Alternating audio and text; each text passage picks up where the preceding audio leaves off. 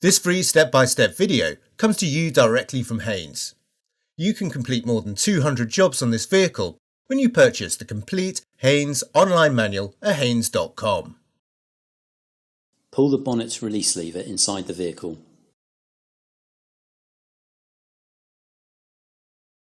Pull the bonnet safety latch in the direction of the arrow, then raise the bonnet upwards.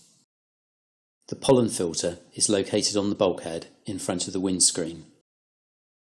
Pull up the rubber weather strip, then lift the plastic lid from the air inlet plenum chamber cover.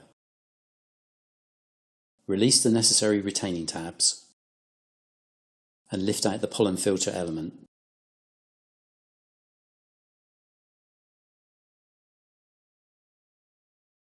Note the airflow arrows on the element.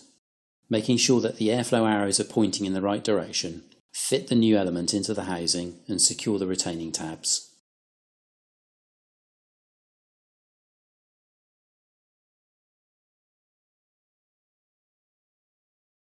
Refit the plastic lid to the bulkhead, seating it evenly. Then secure the rubber weather strip along the front of the lid.